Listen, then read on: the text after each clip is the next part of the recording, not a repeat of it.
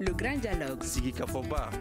Edouani Wamakaran. Le Grand Dialogue, l'émission de débat du studio Tamani sur votre radio. Chenni Beri. Halud Mauni. Chenni Beri. Sigika Foba. Le Grand Dialogue.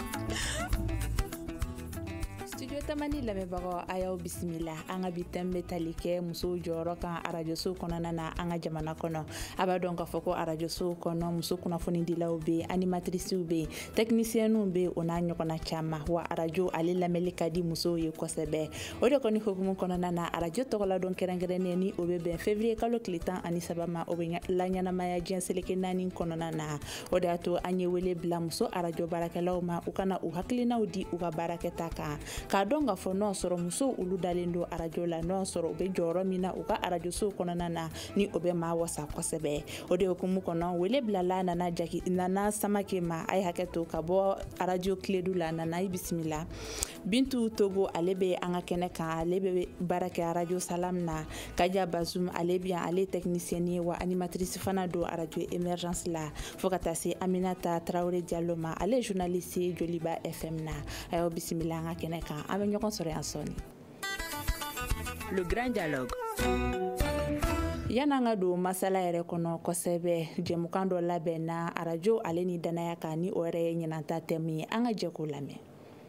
N'a kana bayanfa fo ka taa se jamana camancɛla na maa caman de y'a yira k'a fɔ ko arajo nafa ka bon u ka fɔ la kunnafonidi maaw ladɔnniyani fo ka taa se ni u kalanni ye ko o kan ka kɛ arajo ninnu ka jɔsenbaw de ye u ka baaraw kɔnɔna na ka mɔgɔ kalan ka mɔgɔ bilasira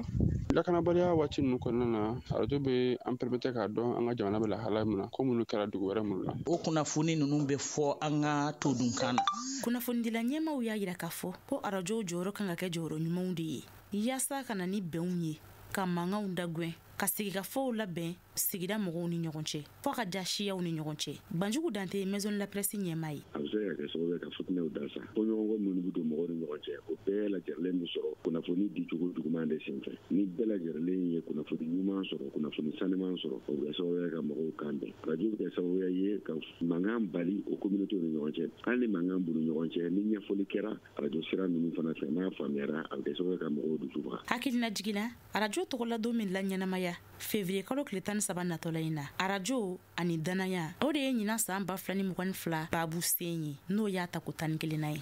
arajo ale ni danaya bɔra ka reportage lamɛn sisan Bintu Togo e hakilina ye jumɛn de ye ɲinata taabolo la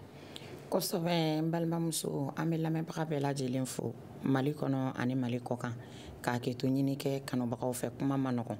n'an filila ka don min kasi la o ka yafa an ma nin ye thème belebele de ye thème min n'a ka bon a kɔrɔ fana ka di kosɛbɛ n'o ye arajo ni danaya ye ka d'a kan k'a fɔ danaya ma nɔgɔn an yɛrɛ bi na an bɛɛ b'a dɔn k'a fɔ n'i kɛra arajo baarakɛla musoman ye gɛlɛyaba de bɛ a kɔnɔna na furu kɔnɔ sigida kɔnɔ a kuma ka ca kosɛbɛ thème in kɛra danaya ye a diyara anw yɛrɛ ye kosɛbɛ inshallah. Aminata Diallo, qu'est-ce que thème in bɛ mun de inspiré e yɛrɛ la ayiwa an ma lamɛnbagaw fo an bɛ studio Tamani fana fo min na u ye wele bila ma ka da ni journée mondiale de la radio in hukumu kɔnɔna na ayiwa ɲinɛ thème na ne bɛ se ka min fɔ ne nisɔndiyalen don parce que ni don sigira ka kɛrɛnkɛrɛnnenya ka ɲɛsin radio ma ani radio baarakɛlaw ma don min don reconnaissance de don ka ɲɛsin radio baarakɛlaw ma ka mɔgɔw la motiver ka tila ka auditeurs fana fo tuguni o ɲinɛ thème hukumu kɔnɔna na n'o o ye arajo ni danaya ye arajo tɛ taa danaya kɔ n'i y'a mɛn mɔgɔw bɛ aw lamɛn k'a fɔ k'u bɛ kunnafoni jɛlen sɔrɔ aw fan fɛ o ka sɔrɔ u dalen don aw la halisa an arajo baarakɛlaw an ka kɛ mɔgɔ ladiriw ye min bɛ wuli ka se ka kunnafoniw ɲɛɲini k'a lase a lase cogo ɲuman na an kana kɛ futinɛ ye ka kɛ sababu ye ka futinɛ ladon adamadenw dusukun na fo ka se jamana kɔnɔna ma. Kaja Bazum e hakilina la Aminata Traoré bɔra ka kuma minnu fɔ olu ni thème bɛ taa wa bon ani thème bɛ taa ani thème bɛ taa parce que a ko arajo ye danaya ye donc ni thème yɛrɛ ye danaya ye o b'a jira k'a fɔ ko a ka hakilina ni thème bɛ taa Nana Samake yakilina ye jumɛn ɲinanta taabolo la? Bon ɲinanta taabolo ne b'a fɔ ko a taabolo ka ɲi parce que déjà n balimamuso Aminata y'a fɔ a ka kuma la n'i y'a mɛn radio danaya de don n'i y'a mɛn mɔgɔw bɛ ban radio wɛrɛw la ka taa e lamɛn parce que wagati min na i bɛ ka kuma i ɲɔgɔn caman de bɛ ka kuma donc ni u ye tɔw to yen ka taa e lamɛn wagati min na o kɔrɔ de i bɛ ka min fɔ u dalen don o de la i bɛ ka min fɔ u b'a dɔn i bɛ ka kunnafoni jɛlen i taara o de ɲini i bɛ ka n'o de f'u ɲɛna donc o ye radio yɛrɛ jɔsen belebeleba dɔ ye a fɔra kuma tɛmɛnenw la donc ne bolo a nafa ka bon kosɛbɛ. Yala muso dalen don radio kumaw la wa jɛmukan minnu bɛ kɛ aw yɛrɛ fɛ a ka radio so la aw yɛrɛ fɛ muso dalen don la wa Nana hali bi? Muso dalen don a la bien sûr sabula n'i y'a ta k'a lajɛ i yɛrɛ mana kuma radio la e mana na bɔ studio kɔnɔna la mɔgɔw bɛ weleli min yɛrɛ kɛ gansan o b'a yira k'a fɔ d'abord i lamɛnna o ye kelen ye et puis i ye kuma min fɔ u b'a dɔn tiɲɛ don wa i taara sɛgɛsɛgɛli kana fɔ u ɲɛna ne bolo o ye kunnafoni belebele o ye d'abord basi hakilisigi yɛrɛ e min b'a fɔ ani minnu b'a lamɛn olu bolo parce que déjà ne bolo o ye kelen ye ani i mana bɔ fɛnɛ yɔrɔ bɛɛ tɔgɔ b'i kɔ n'i bɔra fɛnɛ kuma minnu bɛ fɔ a dɔw bɛ a fɔ yɛrɛ k'a sɔrɔ hali o t'i dɔn mais i bɛ se ka bali i tɛmɛtɔ b'a mɛn a ninnu ka radio tiɲɛna u bɛ kuma min fɔ tiɲɛ don a vérifielen don wa fɛnɛ u bɛ mɔgɔw kunnafoniya donc i yɛrɛ bɛ se ka bɛn n'o ye u t'a dɔn ko e de don mais u b'a fɔ e yɛrɛ ɲɛna donc o bɛ yɛrɛ encourager ka baara yɛrɛ tɔ fɛnɛ na. Bintu Togo e fɛ jɛmukan minnu bɛ fɔ bi bi in na o ni musow ka haminako bɛ taa? Bon a caman kɔni bɛ yen ani musow ka hamina bɛ taa i n'a fɔ a caman bɛ yen fana ani musow hakilina tɛ taa bari ka d'a kan k'a fɔ danaya tɛ bɛɛ kan i b'a jate minɛ n'i kɛra radio baarakɛla ye fo danaya ka k'i kan sigiyɔrɔ la mɔgɔw k'a fɔ jɔn ko ala karisa bɛ kuma o kuma bɔ a da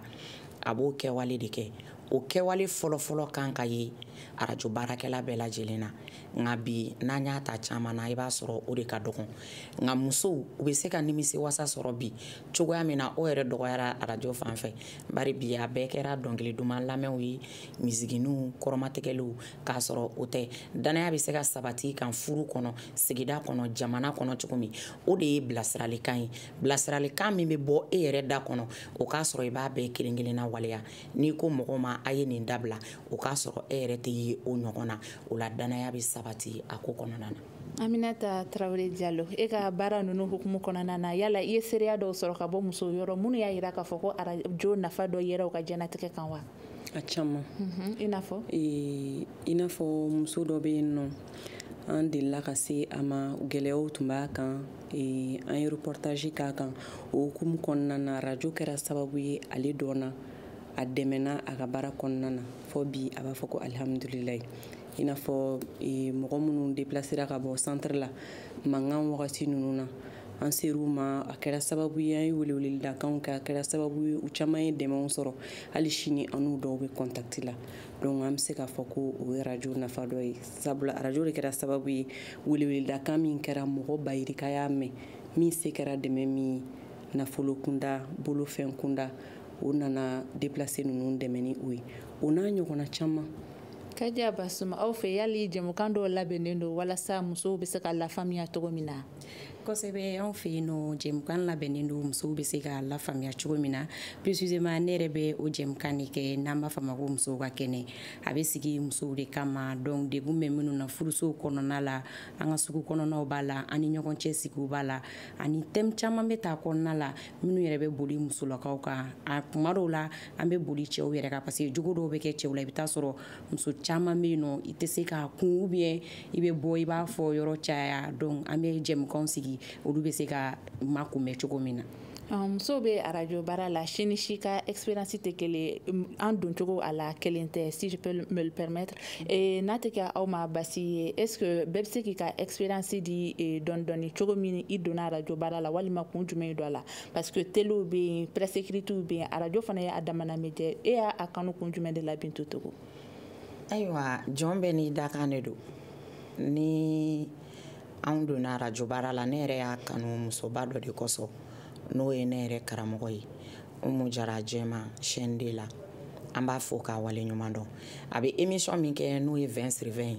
kabi ne yɛrɛ mana radio baara la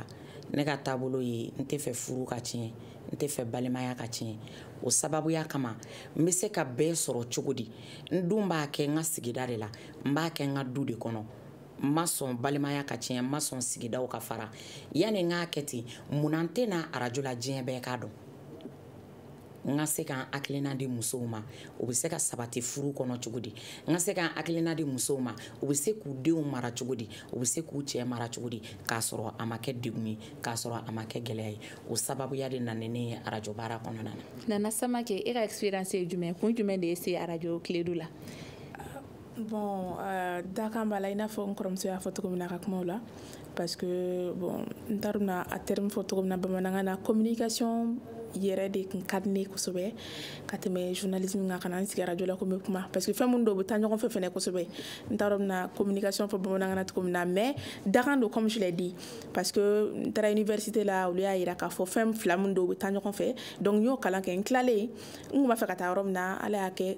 ala yɛrɛ ma dayɛlɛn yɔrɔ nɔgɔya ye n ka taa stage kɛ yen donc il fallait que n ka stage kɛ pour que n ka n ka soutenance kɛ donc finalement an ka ɲɛmɔgɔ y'a kanu k'a fɔ a bɛ fɛ n ka na arajo de la et puis ale y'a ye kumaw ni fɛnw na n kumakan bɛ sɔn ka taa arajo fɛ dɔɔni donc o de kɛra n tacogo arajo la n taara yen nɔ olu y'a yira k'a fɔ vraiment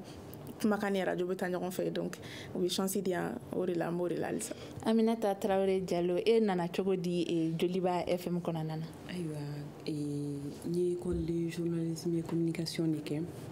GLAM na bac sɔrɔlen kɔfɛ 2012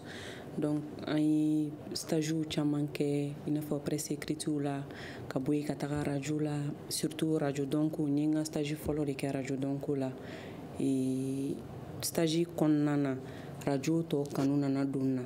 malgré que studio tun b'an bolo école la an tun bɛ flashiw kɛ an bɛ émission animation kɛ an bɛ a essayer ka débatw kɛ an ni ɲɔgɔn cɛ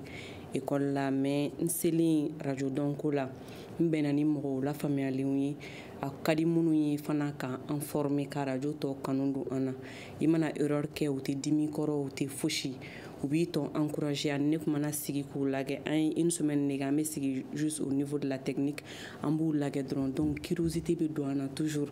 don jumɛn an yɛrɛ bɛna don studio kɔnɔ don jumɛn an yɛrɛ bɛna don studio kɔnɔ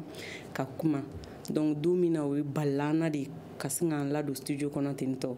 ka flash kɛ o don kɔni ne kasira de ne bɔlen kɔfɛ ne kasira ne fa y'a lamɛn il était content et tout a ye ne encourager o bɛɛ de ye radio tɔ kanu don ne na ani radio baarakɛla dɔ bɛ yen nɔ Mimi Konate actuellement a bɛ Mikado la Mimi kɔni ne kun ko ka di ne kojugu ne tun b'a ka radio émission caman lamɛn k'a to chaîne de la n'a kun kumana dɔrɔn ne bɛ content n'a ka émission fɔra ne kɔ a bɛ kɛ komi ne ka kasi donc ale de fana ye radio tɔ kanu don ne na an ye ɲɔgɔn dɔn a y'a ka expérience fɔ n ye a yira n na k'a fɔ ko a man nɔgɔn n'i bɛ radio baara kɔni kɛ nin b'a la nin b'a la nin b'a la mais gɛlɛyaw kana na i la décourager donc olu stagiw kɔfɛ n nana Joliba la bon n ye telew kɛ Liberté radio Liberté kɛ ka Liberté télé kɛ ka bɔ yen nɔ ka na Joliba la 2018 Joliba dayɛlɛlen d'ailleurs même kɛra Joliba kunnafonidila musoman fɔlɔ ye radio dayɛlɛlen donc fɔ bi an b'o yɔrɔ de la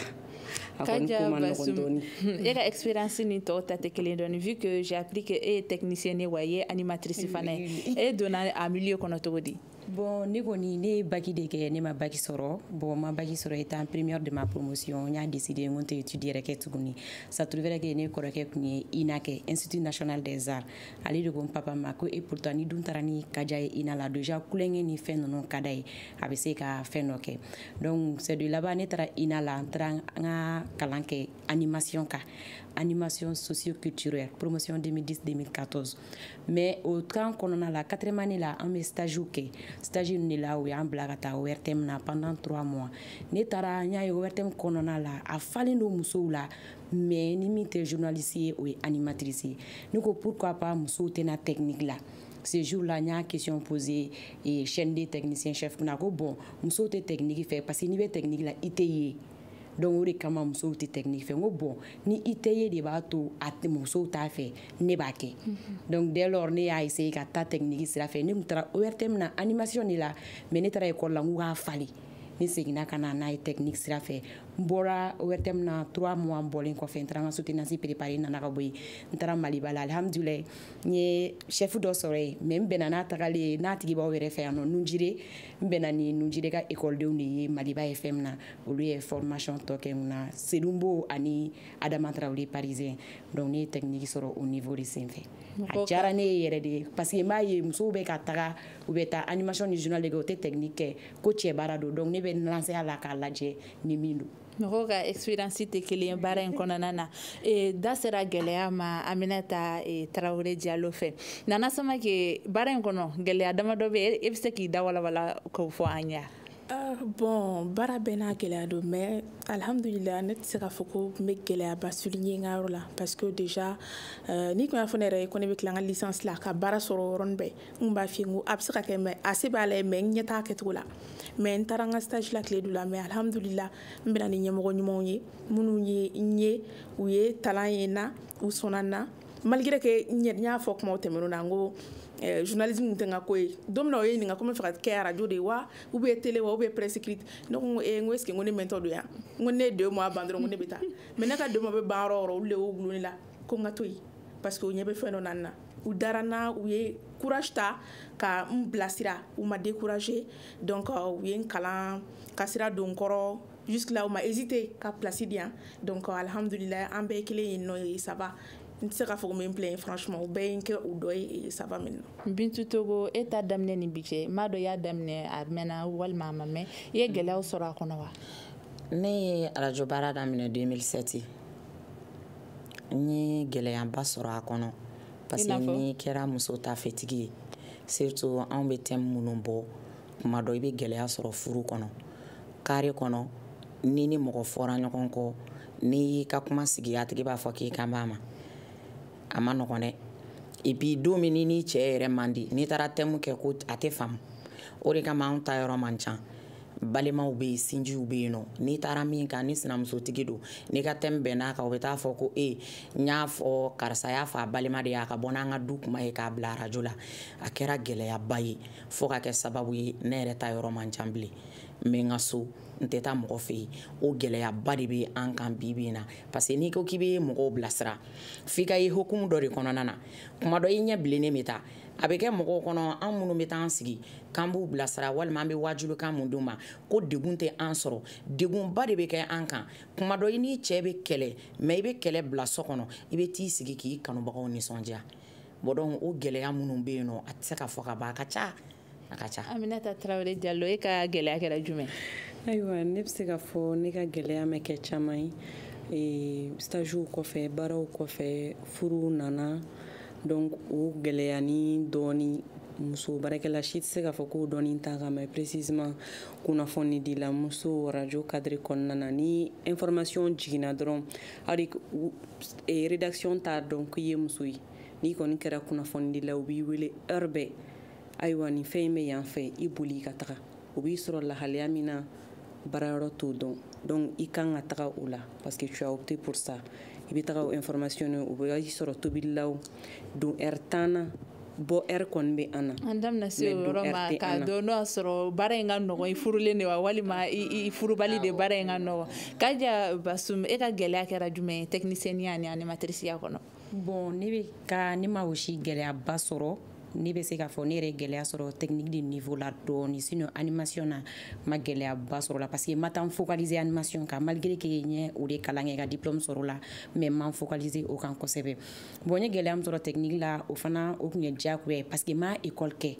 n nana a diyara ni n ye de n ko n b'a kalan mɔgɔw nɔfɛ donc ne tun bɛ bɔ n'i tun ye ne technicien cɛmanw nɔfɛ i b'a fɔ ko ne yɛrɛ cɛ ye par fini ne yɛrɛ tun tɛ jate an ka so kɔnɔ muso fɛ yɛrɛ parce que n bɛ cɛw de kɔ n'olu de bɛ tilen ka yala ɲɔgɔn fɛ an bɛ fɛn bɛɛ kɛ jusqu'à ce que mɔgɔw b'a fɔ ko kulubali ka cɛmanin kelen donc n bɛ mɔgɔw kɔ ten wa en plus promotionnel bɛ ye u b'a fɔ ko mɔgɔ bɛ se k'i pari cogo di ka t'i sigi vitiri kɔfɛ u bɛ n lagosi ni a baara ye i b'i pari i bɛ t'i sigi vitiri kɔfɛ i kumakan ka ɲi i bɛ se ka journal kɛ i bɛ se ka bɔ télé la i bɛ se ka nin bɛɛ kɛ o lagosi ninnu de kɛra ne la gɛlɛya dɔɔni sinon a degeli yɛrɛ kɔnɔna na alhamdulillah Ala ye n bɛn ni chef minnu ye ma gɛlɛya sɔrɔ o yɔrɔ la. Gɛlɛya ye furuso kɔnɔna ye fana i n'a fɔ Aminata y'a fɔ cogo min na yala aw yɛrɛ ka yeeyana la baara in a ka nɔgɔ muso furulenw de bolo wa walima ni ma furu de a ka nɔgɔ aw ka expérience kɛra jumɛn ne bɛ se ka dɔ fɔ o la Bintu Togo. Ok ne ba i b'a jateminɛ kosɛbɛ kosɛbɛ an bɛ hakɛto ɲini kɛ lamɛnbagaw fɛ animatrice min walima i bɛ furu kɔnɔ k'i ma gɛlɛya sɔrɔ a la i ma furu 1 2 3 kɛ a tɛ yen a ka dɔgɔ ka da kun jumɛn kan i bɛ jateminɛ de kɛ heure la i bɛ bɔ wagati min i bɛ don wagati min parce que a bɛ f'i cɛ ɲɛna de ko karisa yɛrɛ tɛ mɔgɔ ɲɛnama ye ye o ye a bɛ don nin heure ye a bɛ bɔ nin heure in na min bɛ don a hakili la o de don ne yɛrɛ filɛ nin kɛrɛnkɛrɛnnenya la sufɛ ne tɛ sunɔgɔ 2 heures musow bɛ ne wele kuma dɔ 3 heures ni muso ye minɛn cɛ wagati o wagati o bɛ ne wele i b'a fɔ cɛ kunda mais a tɛ faamu kuma dɔ ne yɛrɛ cɛ b'a fɔ ne ɲɛna k'i ka téléphone bɛ ka sonner nin heure la a gɛlɛya tɛ fɔ ka ban mais an bɛ Ala de deli parce que an bɛ baara in kɔnɔ danaya hukumu de kɔnɔ thème in fana bɛ danaya de kan danaya de y'a to fana an bɛ n'an sigi ka kuma lamɛnbagaw bɛɛ lajɛlen. Aminata yali baara in ani farafina réalité tɛ taa a man nɔgɔn a tɛ taga ni cɛsiriba tɛ mais ne kɔni bɛ min fɔ n ta yɔrɔ la Ala ye ne bɛn sigiɲɔgɔnw ma furuyɔrɔ la n kɔni bɛ duba kɔnɔna na n cɛ bamuso ale tun bɛ yen nɔ mais ale kɔni tun ye mɔgɔ lafaamuyalenba ye a banna Ala ka hinɛ la ale tun ye mɔgɔ lafaamuyalen ale tun b'i encourager mais a gɛlɛyaw tɛ ban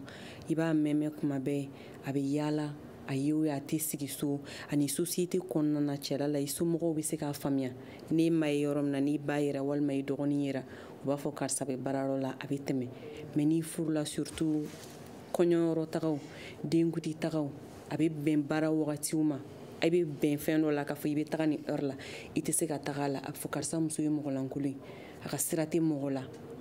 fɛn o fɛn baarayɔrɔ a tɛna kɛ ni baara fɔlɔla ale la baara ma fɔlɔ an na mais baara bɛɛ n'a tagabolo de don n'an sigiɲɔgɔnw sera k'o faamu o bɛ diya n ye kosɛbɛ. Sigiɲɔgɔn ka faamuya nana e ni Aminata ka hakilina a bɛ taa fan kelen fɛ wa. Exactement ale fɛn fɛn fɔ Madela ni bɛ fɛn fara o kan bilen parce que a y'a bɛɛ de fɔ ale ye furu kɛ alhamdulillah an kɔni ma chance sɔrɔ ka taa furu la fɔlɔ mais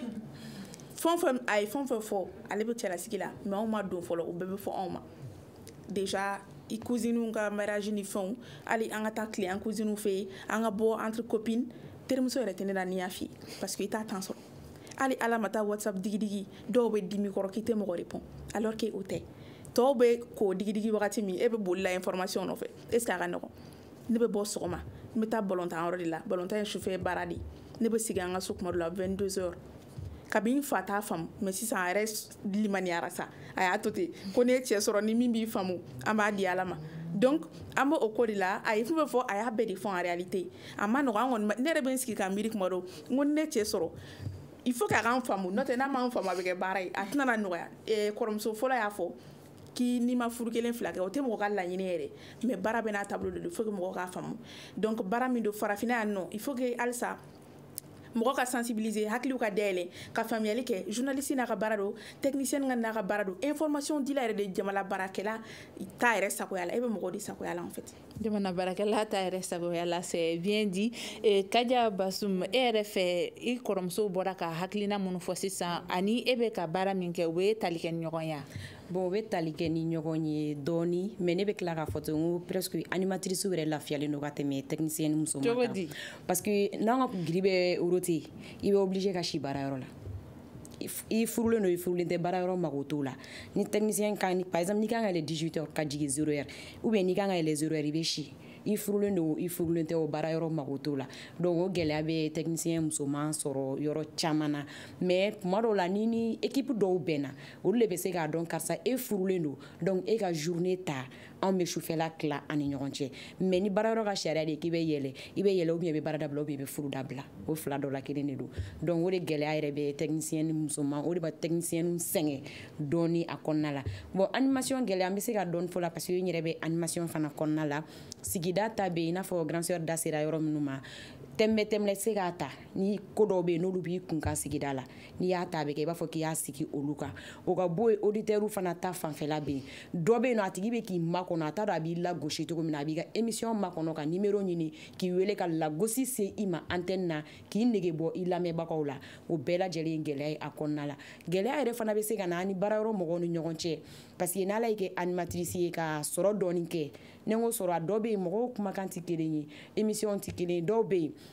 auditeurs yɛrɛ de b'olu kanu ka fɛn kɛ olu ye boîte kɔnɔna na donc o mangoya bɛ na i ni tɔw ni ɲɔgɔn cɛ ou bien ɲɛmɔgɔw yɛrɛ bɛ se k'u ɲɛ ta o fɛ k'a dɔn k'a fɔ ko e bɛ ka fɛn sɔrɔ animation kɔnɔna na jusqu'à ce que o bɛ fɛn dɔw bin kan k'i k'o sara émission kɔnɔna la k'a sɔrɔ e yɛrɛ t'o sɔrɔ émission na donc bɛɛ lajɛlen n'i ka fiɲɛ bɔ sira don donc o yɔrɔ la fo radiotigiw k'o faamuya an minnu fana bɛ boîte kɔnɔ an k'o faamuya an ni ɲɔgɔn cɛ mɔgɔw ka sɔrɔ tɛ kelen ye radio baara a ma nɔgɔn n'i ye aw ka kuma ninnu lamɛn yali baarada ninnu kɔnɔna na aw fɛ yen cɛw de ka ca walima musow ka ca an bɛ min fɔ cɛw ani musow ka nombre hakɛ ka kɛ kelen ye baarayɔrɔ kɔnɔna na n'o ye équité genre kɔnɔna na yali o respectelen don aw ka baarayɔrɔ kɔnɔna na tiɲɛ na anw kɔni fɛ yen nɔ komi anw ka radio ye diinɛ radio ye cɛ ni muso bɛɛ ka ca yen kosɛbɛ ka d'a kan k'a fɔ an bɛ cɛba min fɛ yen a kɛlen don ka faamuyali kɛ kosɛbɛ o de y'a to a ye cɛ ni musow bɛɛ dama kɛɲɛ baarayɔrɔ la cɛw bɛ cogo min ten musow fana bɛ yen a ka traitement cɛw bɛ traiter cogo min na ni musow ka traitement danfara tɛ kɛ aw ni ɲɔgɔn cɛ danfara foyi tɛ an ni ɲɔgɔn cɛ wari min bɛ di cɛw ma o wari kelen de bɛ di anw fana ma ladon min bɛ kɛ cɛw la o ladon kelen de bɛ kɛ anw na n y'o de f'i ɲɛna n ko anw ka arajo ye diinɛ arajo ye Elhaji Sekusuf Bilali Jalo ale ka arajo so don an bɛɛ ka hakɛw ye kelen ye Aminata e yɛrɛ dun aw fɛ yen genre respectelen don kosɛbɛ wa tiɲɛ yɛrɛ la ni n ko genre respectelen don anw fɛ yen nɔ n bɛ se ka dɔɔni de fɔ a la anw yɛrɛ fɛ an bɛ don min na komi bi an y'a daminɛ ne kelen de tun ye muso ye mais bi alhamdulillah muso baden de farala nka ni kuma diyara n na n'i ye musow jate an fɛ yen bi musow yɛrɛ ka ca ka tɛmɛ hali cɛw kan droit ko ta fanfɛla la n'an kɔni ko k'an bɛ kuma dɔrɔn an bɛ dɔɔni dɔrɔn de fɔ bonya ni karama de talen don ka an sɛgɛrɛ k'an ta k'an yanga cɛw kunna o tɛ k'a fɔ ko an ka fusa n'u ye par exemple ni mɔgɔ min jiginna a ka heure d'étude respectelen don congé de maternité respectelen don ni mago bɛ permission na i den man kɛnɛ ou bien ni problème min b'i la tiɲɛ yɛrɛ la o gɛlɛya tɛ anw fɛ yen nɔ an tɛ se ka o gɛlɛya fɔ abada Nana Samake aw fɛ yen genre ko bɛ cogo di ye alhamdulillah n kɔrɔmuso Aminata ye min fɔ o kelen fana de don an ka yɔrɔ la yen nɔ an b'a ye k'a fɔ presque an ni cɛw an bɛɛ bɛ taa nombre kelen na traitement yɔrɔ la an bɛɛ ye kelen ye an b'a ye k'a fɔ n'i y'a jateminɛ hali 8 mars la radio clé du la musow de bɛ kuma toute la journée cɛw bɛ émission fɛn o fɛn kɛ musow de b'a bɛɛ k'a don an b'a fɔ cɛw k'u reposer u bɛ reportage kɛ k'a bila 8 mars don olu de bɛ to so anw de bɛ na baara kɛ donc n'aw man ca est ce que aw bɛ se k'aw yɛrɛ bila o la donc a ko bɛ ten tɔ an b'a ye k'a fɔ tiɲɛ na bonya b'an kan i n'a fɔ n kɔrɔmuso y'a fɔ cogo min na minnu furulen don ni u empêchelen don cɛ de mangɛnɛ ou bien den de mangɛnɛ a bɛ faamuya i bɛ to so mɔgɔ bɛ sɔrɔ k'i remplacer mais k'a fɔ a temps ani ni minnu jiginna congé de maternité ani fɛn minnu kan ka k'u ye a bɛɛ lajɛlen kɔni bɛ kɛ u ye franchement Kaja Basuma aw fɛ a bɛ cogo di bon anw fɛ yen nɔ a bɛ taa ɲɔgɔn na mais n'i kɔni taara technique niveau la ne kelen de ye muso ye technique niveau kɔni na ne kelen ye muso ye sinon anw fɛ yen yɔrɔ tɔw la a bɛɛ bɛ taa ɲɔgɔn na et puis condition bɛɛ fana ye kelen ye parce que bɛɛ ye kelen ye bɛɛ minɛcogo ye kelen ye baaraw kɛ ni wagati ni fɛn bɛɛ lajɛlen kelen Bintu Togo yali baara in aw mɛnna la dɔɔni an bɛ se k'o fɔ aw b'a daminɛ tuma min na ani bi danfara donna kɛcogo la kunnafoniw ɲini cogo walima baarakɛminɛnw yɛrɛ yɛlɛma donna la e ka faamuyali la danfaraba belebele yɛrɛ de donna la parce que ne bɛ n ka radio baara daminɛ don min ne y'a daminɛ Kori Burkina ni Mali frontière la ka na Kucala ka bɔ yen ka sɔrɔ ka na Bamakɔ yan o ye danfara belebele ye fɔlɔ ka d'a kan k'a fɔ fɔlɔ i bɛ taa burusi kɔnɔna na i bɛ taa sɔrɔ micro kelen micro fila o de sigilen don i bɛ ka animation kɛ i bɛ wuli mais Bamako bi i b'a dɔn k'a fɔ diɲɛ don o don minɛn kuraw de bɛ bɔ o be an bila lahala dɔ kɔnɔ lahala min bɛ se ka an lafiya an bɛ se ka baara kɛ cogo min nafolo bɛ se ka sɔrɔ cogo min ka d'a kan k'a fɔ bi kunnafoni yɛrɛ y'o de kunnafoni jɛlen ani i yɛrɛ bɛ se ka nafolo sɔrɔ cogo min don o don i bɛ bɔ so i parilen bɛ bɔ karisa bɛ ka taa sigi arajo la ka baara dɔ kɛ f'i ka fɛn dɔ de sɔrɔ i ka na n'a ye so o dun tɛ se ka kɛ badabada min bɛ kuma n'i m'o bila a sagoya kɔnɔ n'i y'o bila a sagoya kɔnɔ lafiya bɛ kɛ o fan fɛ hali ni an bɛɛ sigilen yan i b'a dɔn k'a fɔ ko yɛlɛmaliba donna kow cogoya la e bɛ se ka kuma Aminata yɛlɛma donni ka arajo baara la kunnafoni ɲini ta nasiraw la kunnafoni baarakɛlaw yɛrɛ ka hakili dayɛlɛw ta nasiraw la o hokumu kɔnɔ effectivement ne bɛ se ka dɔɔni fɔ o la parce que déjà n bɛ se k'a fɔ n ko j'ai 9 ans d'expérience san 9 2013 ka na bila 2022 in na ma a dabila n bɛ fɛn o fɛn kɛ n bɛ ka arajo kɛ à côté n mana fɛn o fɛn kɛ n bɛ arajo kɔnɔna na toujours kunnafoni ɲini ta sira fɛ yɛlɛmaw donna fɛn caman na parce que fɔlɔ i b'a ye k'a fɔ ko dictaphone kun da ka gɛlɛn fɛn caman kun sɔrɔli ka gɛlɛn ni kun ye mɔgɔ dɔw bolo dɔrɔn o bɛ kɛ koba y'i bolo mɔgɔ caman kun b'a ka sɔn ta ni telefɔniw ye ou bien journaliste dɔw yɛrɛ bololankolon bɛ taga reportage kɛyɔrɔ la kɔfɛ i tɛ ɲɛma i k'a dɛ u bɛ tugu ɲɔgɔn nɔfɛ ka taga f'olu ka arajow la pour que ka fɛn sɔrɔ mais bi an bɛ wagati min na komi sisan a ko nɔgɔyalen don mɔgɔw bolo cogoya caman na Kaja Basum e bɛ technique daminɛ waati min na ani bi falen donna machine na wa kosɛbɛ falenba donna machine na parce que fɔlɔ an tun b'a daminɛ kuma min na an ka ɲɛmɔgɔw fana ye min fɔ n ye n tun bɛ jouer ni cassette ye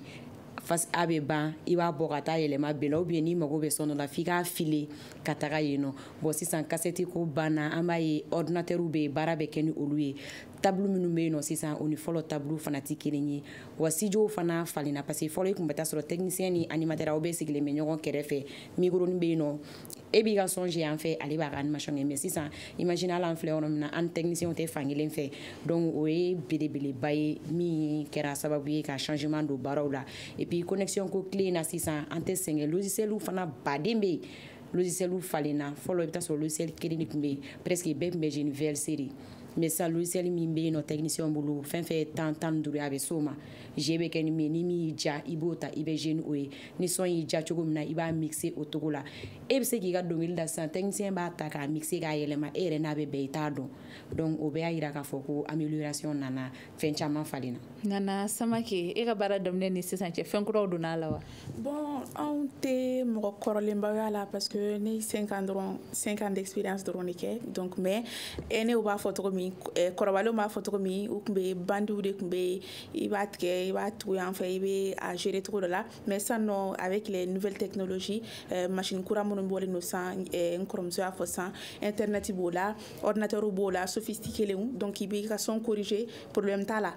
k'a fɔ ko nin tigi sigira kuma la yan nɔ ou bien ko a ye nin fɔ nin man ka tɛmɛ o tɛ yen bilen i bɛ son ta i b'a tigɛ i bɛ nafama yɔrɔ mun e yɛrɛ bolo nafa bɛ yɔrɔ mun na i b'olu ta i b'olu tugu ɲɔgɔn na en quelques minutes i tilala i y'i ka élément ba i y'a di fɔlɔ mɔgɔw tun bɛ mɛn élément labɛnni na mais sisan hali enrobé i b'a kɛ en 30 minutes i b'a déposer sinon i bɛ taa so ni reportage banna ni su kora i bɛ taa élément kɛ so i b'a envoyer par internet kuma banna donc ne bolo a ko nɔgɔyara vraiment ko kuma banna ko nɔgɔyara sisan an bɛna muso dɔw hakilina lamɛn an ye micro trottoir dɔ kɛ u hakilina min ye radio émission kan an bɛ ɲɔgɔn sɔrɔ yan sɔnni ne bɛ radio lamɛn ne bɔra bɔ fili fɛnɛ la fɛnɛ hali ka da tanti Umu Jara ale ka émission ma mun bɛ kuma musolakaw kan ani denw ani furuso kɔnɔ kumaw ma o lamɛnni yɛrɛ o ye nafaba lase ma ne bɛ radio lamɛn yɛrɛ mais n bɛ radio min lamɛn kosɛbɛ kosɛbɛ o ye radio Mali ye émission minnu ka di n ye kosɛbɛ u bɛ kuma musow ka kuma minnu kan radio minnu fɛn o fɛn n'u bɛ kuma musow ka émission kan ne b'olu lamɛn a ye nafa se ma parce que fɛn caman bɛ yen nɔ an kun t'olu jate minɛ k'an yɛrɛ ye olu kɔnɔ mais n'i bɛ radio lamɛn i b'olu faamu. Kaja Basum i ko i bɛ émission kɛ musow kan mais e yɛrɛ ka jateminɛ la espace médiatique kɔnɔna na est ce que musow ka haminako talen don kosɛbɛ radio sow fɛ ka bɔ baroniw ni musiquew la o kanubagaw fana ka hakɛ to kosɛbɛ bon an bɛ ka taga cogo min na à travers Umu Jara i n'a fɔ grand sœur y'a fɔ cogo min na jɛman ye radio baarakɛla musoman caman don ka se ka émission sigi musow tɔgɔ la presque bɛɛ yɛrɛ caman b'i référé jɛman kan parce que n'i ka émission ni jɛman ka émission heure bɛnna i bɛ fɛn dɔ de kɛ i kɔni ye émission kɛ i bɛ taa mais k'a fɔ k'i lamɛnna ka se à 100%. Non. Donc pour que i ka se ka lamɛn ka se o yɔrɔ ma, il faut se donner. I yɛrɛ kana ni idée dɔw ye, kana ni fɛn dɔw ye min bɛ se ka musow sera ka gɛrɛ jɛman ta in na cogo min na, musow ka se ka gɛrɛ i yɛrɛ la o cogo la. Donc o dun fana tɛ se ka ɲɛ, fo i ka taa musow de nɔfɛ ka musow hakilina ɲini k'a dɔn degun min b'u kan k'o ɲini k'o dɔn. N'i y'i sigi ka bana, i y'a ye caman bɛ yen nɔ u bɛ furatigiw lamɛn dɔwɛrɛ tɛ parce que u b'u ka bana tɔgɔ de fɔ. Donc n'i sera mɔgɔ ka jeli ma, a ka ca Ala fɛ a b'a sigi k'a furakɛ cogo ma kɔnɔ. Nana Samake, e hakilina ye jumɛn ye Kaja Basun ka kuma kan? Musow haminankow talen don kosɛbɛ arajo baarakɛlaw fɛ yan? Ne bolo a talen don kosɛbɛ parce que déjà a y'a daminɛ ka Umu Jara ka kuma la. I tɛ se ka kuma musow ka côté kan arajo la n'i ma tanti Umu Jara n'i ma ka kuma fɔ a la parce que a kɛra mɔgɔ fɔlɔ ye min nana ni musow hakilina ye k'a dɔn ka musow bilasira fɛnɛ. Bon an ka arajo la émission dɔ bɛ ko Voix du Cœur a fɛnɛ lamɛnnen don kosɛbɛ. O tɛ musow yɛrɛ dɔrɔn ye, muso b'a la cɛw b'a la parce que a bɛ bɛɛ lajɛlen de bilasira dekun bɛ mun kan surtout furuso kɔnɔna la ani vie yɛrɛ taabolo la hali banaw ni fɛn minnu bɛ se ka mɔgɔw sɔrɔ o bɛ muso yan fan o bɛ cɛ yan fan. Donc ne bolo vraiment halisa mɔgɔw bɛ ka taa musow olu fanfɛla la parce que bilasirali kɔni o tɛ se ka ban diɲɛlatigɛ ye ale yɛrɛ hukumu kɔnɔna la. Aminata Traoré Diallo, aw ka reportage kɔnɔna na aw bɛ sinsin kosɛbɛ musow kan wa? An bɛ sinsin musow kan. I n'a fɔ ne yɛrɛ bɛ radio la, ne bɛ n sinsin kosɛbɛ kɛnɛya jɛmukan kan. I n'a fɔ ni fɛn minnu bɛ musow concerné, musow ka banaw, an tɛ da kunnafoniw dɔrɔn ma ka taa muso hakilina ɲininkali kɛ mun b'i la, sugu bɛ di, a bɛ tan. An tɛ da o dɔrɔn ma, n'i ko muso i ko kɛnɛya fana. Donc ne sinsilen don kɛnɛya kan, i n'a fɔ muso banaw caman ani ka musow bilasira kɛnɛya ta siratigɛ fɛ. Ne kɔni bɛ n cɛsirilen b'o la kosɛbɛ. Ani musow bɛ se ka bilasira gɛlɛya minnu bɛ musow kan, i n'a fɔ muso baarakɛlaw, ne ka sujet caman bɛ traiter ka taga ni o siraw de ye. Ani fana an fɛ yen fana radio émission kɛrɛnkɛrɛnnen sigilen don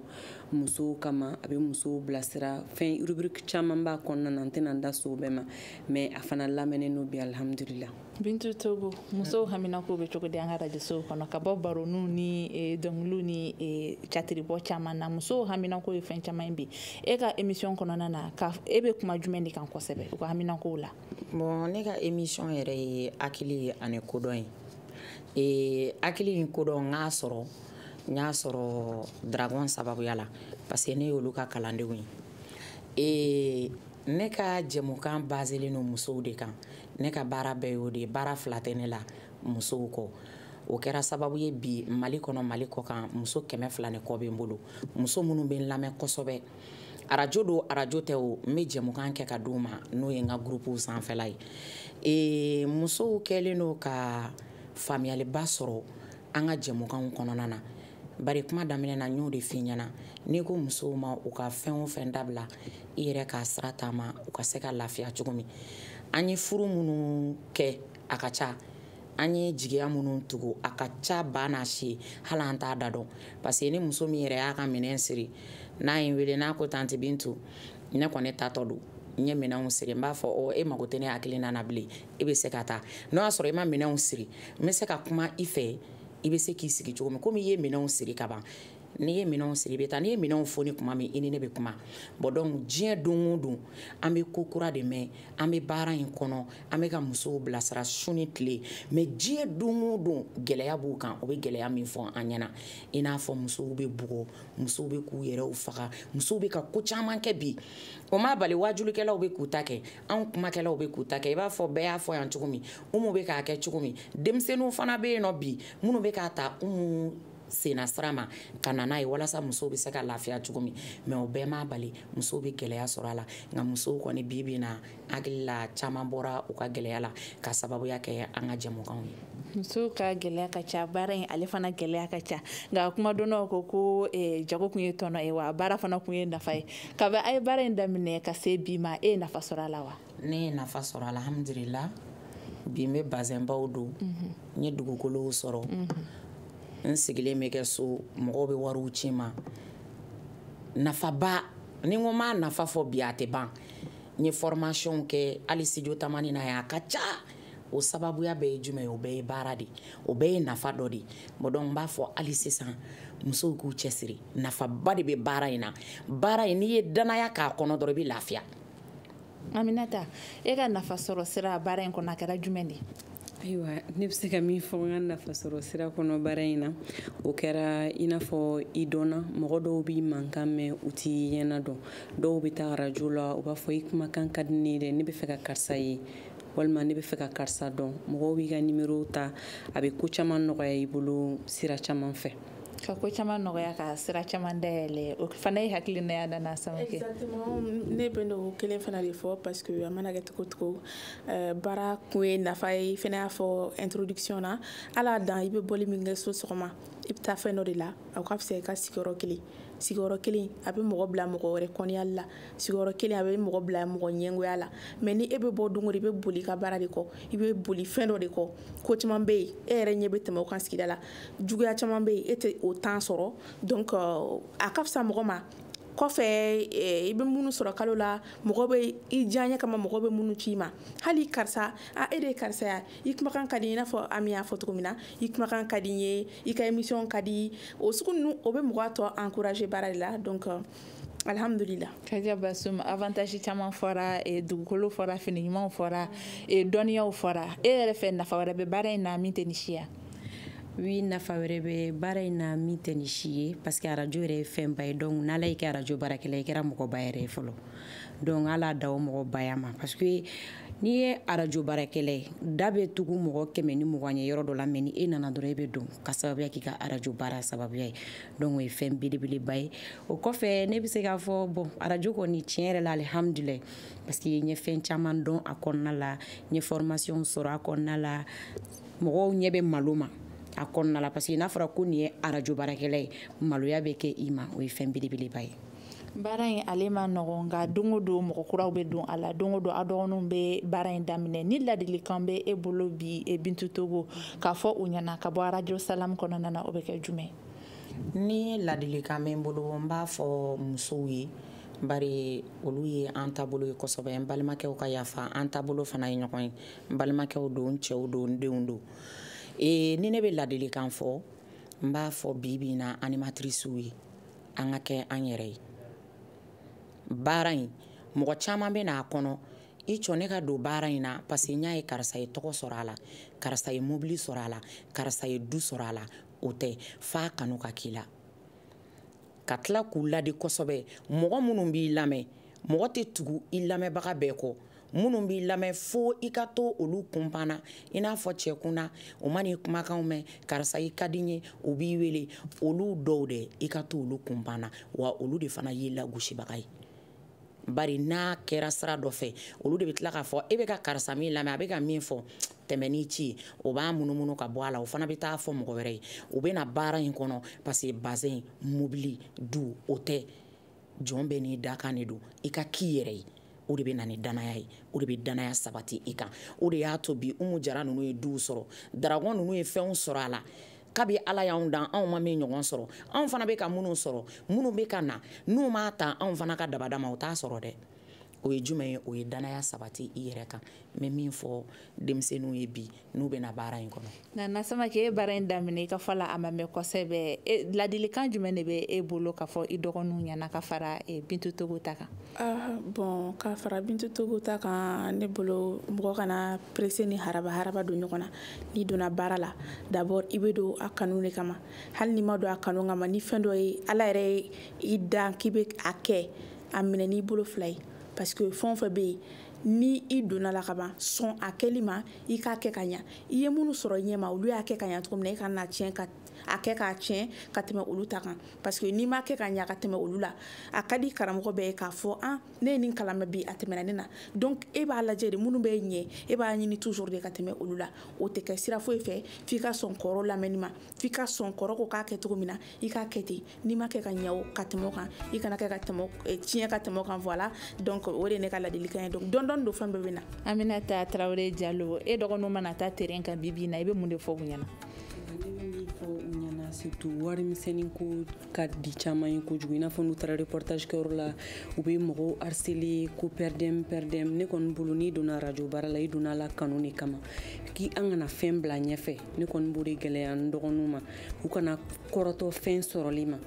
n'i ye baara kɛ ka ɲɛ i sigilen tɛ ni fɛn min ye donna nataw la u bɛ bali ka d'i ma mais ne b'a jateminɛ n dɔgɔninw bi u kɔrɔtɔlen n'o fɛn ma u kɔrɔtɔlen n'o sɔrɔ ma u kɔrɔtɔlen n'o yeli ma u kɔrɔtɔlen n'o fɛn bɛɛ ma an ka taga dɔɔni dɔɔni an ɲɛ bɔra minnu fɛ olu taara dɔɔni dɔɔni an fana bɛ ka taa dɔɔni dɔɔni an dɔgɔninw fana ka taga dɔɔni dɔɔni an kana kɔrɔtɔ Kadia Bassoum an ka taa dɔɔni dɔɔni baara in kɔnɔ o ladilika kelen don e bolo k'a fɔ mɔgɔ ye minnu bɛ fɛ ka don technique la kosɛbɛ technique la minnu bɛ fɛ ka na technique kɔnɔna la k'u kana siran technique ɲɛ ne b'a fɔ u ka na parce que radio dan tɛ k'a fɔ ko kumakan ka bɔ ou bien k'a fɔ ko ni kumakan ma bɔ k'i tɛna na fɛn sɔrɔ o tɛ minnu kumakan bɛ olu bɛ ka taa ɲini ka na di techniciens de ma parce que an tɛ bouger mais olu bɛ boliboli min kɛ a bɛ kɛ ka anw techniciens de sara donc k'a dɔn k'a fɔ ni masakɛ bɛ radio la techniciens de don ni chef yɛrɛ bɛ radio la hali radio ɲɛmɔgɔw bɛ siran techniciens de ɲɛ donc ne b'o de wele da kɛ bɛɛ ye aw ni ce a ka lamɛnli la nin bɛ dansigi an ka bi jɛmukan na bi taa tɛmɛ kun ye musow jɔyɔrɔ radio baara kɔnɔna na ka kɛɲɛ ni don kɛrɛnkɛrɛnnen ye min talen don ka ɲɛsin radio ma diɲɛ seleke naani kɔnɔ wele tun bilalen don Nana Samake ma ale journaliste ya radio Kiledu la Bintu Togo ale fana ye journaliste ya radio Salam na Kadia Bassoum ale technicienne ye wa animatrice fana don radio Emergence la Aminata Traoré Diallo ale ye journaliste ye Joliba FM na ne de débat présenté ne tɔgɔ Mariam Kulibali a kɔkɔrɔma donna ka réaliser Mamadou Touré fɛ vidéo Mamadi Keita kun bɛ son Salim Jowara aw kan bɛ kuma wɛrɛ Le Grand Dialogue. Le Grand Dialogue, l'émission de débat du studio Tamani sur votre radio. Chaîne Beri. Halud Mauni. Chaîne Beri.